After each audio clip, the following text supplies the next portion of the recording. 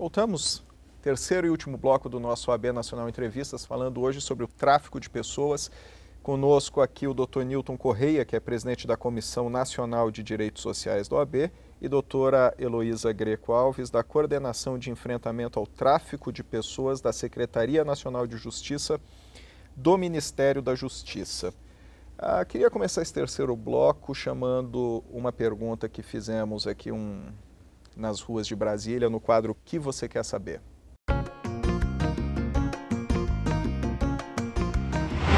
Quem faz a captação de pessoas em situação de tráfico humano?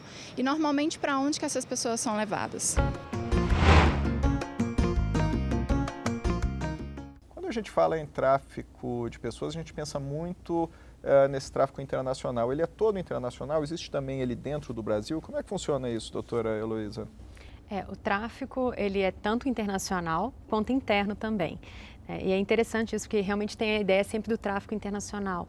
E a gente, nos nossos últimos relatórios, tem identificado um número grande de tráfico interno seja também de um estado para o outro, de um município para o outro. No interno também para exploração sexual ou mais para trabalho escravo? Os números identificam trabalho escravo, e aí no nosso último relatório, que foi lançado em julho de 2013, desse ano, com dados de 2013, o maior número de vítimas identificadas são para trabalho escravo. Mas aí a gente pode fazer duas leituras. Tanto no interno quanto para o exterior ou não? Não, interno. Interno é trabalho escravo. Mas aí a gente pode fazer uma leitura. Não dá para concluir que tenha mais casos para trabalho escravo do que para exploração sexual. O que acontece? Hoje nós temos um trabalho muito efetivo do Ministério do Trabalho e Emprego, com os auditores fiscais do trabalho, que identificam esses casos de trabalho em condições análogas à escrava. Um esforço muito grande também do Ministério Público do Trabalho, da Polícia Rodoviária Federal. Então, os casos mais identificados são para trabalho escravo. Temos uma expertise maior já no combate ao trabalho escravo. Não acho nem que é só expertise, tem muita expertise também para exploração sexual. Nós temos hoje mais atores, talvez fiscalizando especificamente efetivamente e resgatando. Ali. Então, temos também uma longa bagagem para a exploração sexual, no enfrentamento à exploração sexual também. Recentemente eu recebi uma sentença próximo a Lisboa, entre Lisboa e Coimbra, do resgate de 6 brasileiros que estavam em situação análoga de escravo em Portugal, nosso querido país irmão, mas e eles foram, por sentença, resgatados e encaminhados ao Brasil. Aliás, que é bom ter um pouco de cuidado com essas remessas de volta ao Brasil, para não confundir também com uma certa discriminação. Mas no caso concreto não, foi constatado trabalho análogo de escravo. E aí com isso conseguiu trazer esse pessoal de volta. Tá certo. Mudando um pouquinho aqui para a questão que estávamos falando de tráfico de órgãos, teve uma pergunta enviada pelo Twitter por Paulo Pavesi. Ele diz o seguinte: por que a justiça demora para julgar casos de tráficos de órgão? Há inquéritos abertos há muito tempo sem chegar a uma conclusão. Há também na justiça um problema? Os senhores sentem alguma morosidade da justiça para esses casos? Aí, me permita, eu vou responder. Por favor. A morosidade da justiça, lamentavelmente, é para todos os casos, né? O que se tem procurado fazer é que, em determinadas situações, o judiciário consiga perder essa morosidade. Então, por exemplo, a Justiça do Trabalho adotou um sistema de o que for acidente de trabalho, aquelas ações que decorrem de uma pessoa que se acidentou ao trabalhar, tem que ter prioridade. Então, ela tem um rumo, um caminho mais célere. E a Justiça Federal está adotando a mesma conduta com relação aos casos de tráfico de pessoas e de órgãos.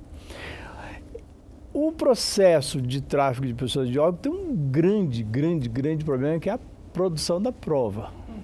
A prova é o que mais agiganta o processo, né? Porque é difícil você conseguir depoimentos, as testemunhas, a prova material. No caso de venda de órgãos, teríamos que fazer uma perícia na pessoa, enfim. A prova é um pouco mais complicada, mas já se tem dado prioridade e tem que se dar prioridade a esses casos. Agora, nessa questão, o enfrentamento ao tráfico de pessoas e digamos, essa modalidade também tão perversa quanto que é o tráfico de órgãos, existe algum problema de legislação? Por exemplo, a senhora acha que falta algum arcabouço legal para facilitar o combate? Hoje a nossa legislação, né, o Código Penal, ele não está alinhado com a normativa internacional. Hoje no Brasil, tráfico de pessoas é só para fins de exploração sexual, né, interno ou internacional. Então hoje o grande esforço que os vários atores que atuam nessa área é de ter uma lei geral do tráfico, né, que aí tem a ideia dentro do protocolo internacional do que é o tráfico de pessoas, que aí tem as outras modalidades de exploração. Quais seriam, doutora? As outras modalidades? O protocolo internacional ele não é taxativo, mas ele apresenta algumas modalidades já identificadas, né? E entra o trabalho em condição análoga à escravidão, remoção de órgãos, a adoção ilegal, a servidão doméstica, servidão por dívidas. Enfim, tem além da exploração sexual. Não fica só na questão da exploração sexual. E o nosso Código Penal ainda está na questão da exploração sexual e da exploração e a prostituição. Então, a partir desse alinhamento, a gente está com um projeto de lei já no Congresso para ser aprovado. E aí sim, né, além dessa lei geral, tem a previsão também de proteção às vítimas, né, todo o tratamento que tem que ser dado ao tema. Também amplia os roles das modalidades de exploração. Agora, tal como acontece... Você me permite, então, dar essa informação, que eu acho que é importante, complementa dele, Luiz, é o projeto de lei 7.370, que é do deputado, na Câmara originariamente, do deputado Arnaldo Jordi, que foi presidente da CPI do tráfico na Câmara dos Deputados, já foi aprovado na Câmara, está no Senado Federal e a OAB, inclusive, está entrando nesse encaminhamento para uma aprovação mais rápida, né? Desse projeto de lei, que vai ser um marco regulatório fundamental. Porque sem essa tipificação toda, o senhor estava falando sobre questões, dificuldades do próprio processo, mas por outro lado também até antes disso temos essa dificuldade de enquadrar, tipificar, conseguir...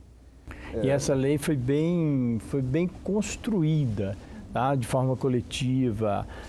Nunca se vai ter a lei ideal, né?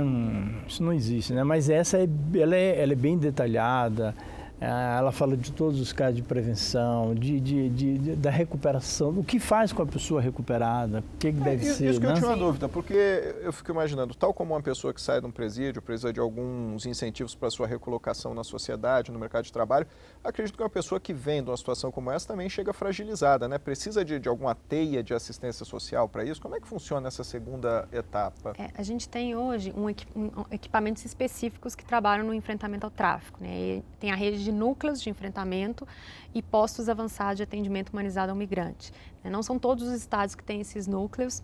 Mas já temos em alguns. Mas nós temos em 16 estados. Né? Eles fazem toda essa articulação, eles podem fazer o atendimento a essa vítima, essa escuta, né? E fazer o encaminhamento, seja para a polícia, ou seja para fazer atendimento psicológico, reinserção laboral. Então, tentar mesmo um contato com a família, né? Fazer essa reinserção e esse acompanhamento dessas vítimas quando elas retornam. E se as vítimas estão sofrendo alguma ameaça, e se for o caso, também de indicar para um programa de proteção a vítimas e testemunhas. Que uma vez que ela fica... Acredito que até quando existe denúncia e se vai atrás dessa quadrilha ou das pessoas que praticaram esse tráfico, deve ter, por outro lado, também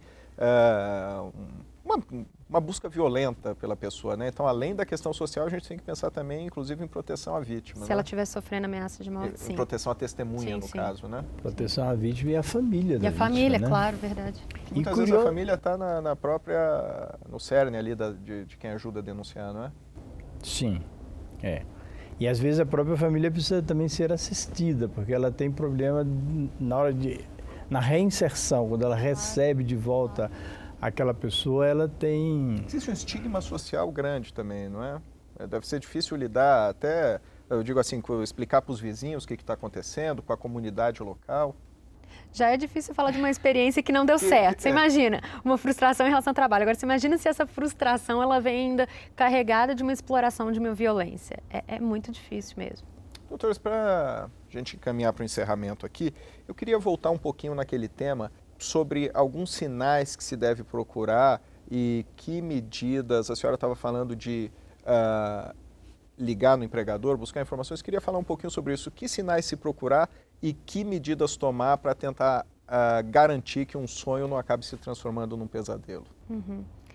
A gente tem alguns indicadores que a gente fala para identificar uma possível situação, né, de tráfico. Se a pessoa ela tem receio de procurar a polícia, possivelmente porque ela não está com os documentos dela, né, isso também chama atenção, né, por que ela não está com os documentos, se ela sempre anda na rua acompanhada, ou se ela não sabe o endereço dela, se ela não sabe o nome de quem a contratou. Então, tem algumas informações quando você se depara com uma pessoa e tem alguma coisa estranha nessas informações, né, não está com documento, não sabe aonde mora, onde trabalha, quem a contratou, isso aí já pode chamar a atenção para um possível caso de tráfico de pessoas. E para a família, doutor? O povo, que é o grande sábio de tudo, ele tem uma música, diz, laranja madura na beira da estrada, você tem que ter medo dela, né? Você tem que desconfiar, porque não, né? Então o desconfiômetro é uma grande arma, né? No caso aqui de Brasília, de meninos que estavam sendo encaminhados para um suposto clube de futebol, não foram, porque um pai resolveu ligar para o tal time de futebol e perguntar como é que ia ser a recepção. Ele estava preocupado, olha, quando meu filho chegar aí, como é que vai ver? É um ônibus, é uma van, como é que ele vai ser recebido, vai ter alguém da diretoria? Aí a diretoria disse, às vezes uma ligação consegue evitar uma situação de crime. Queria agradecer muito a presença do senhor e da senhora aqui. Encerrar. Agradecer a OAB Entrevistas também. Obrigada. Tá certo, obrigado. E vou obrigado. encerrando o nosso OAB Nacional Entrevistas. Lembre-se, sempre que tiver uma dúvida, procure um advogado. Nos vemos semana que vem. Até lá.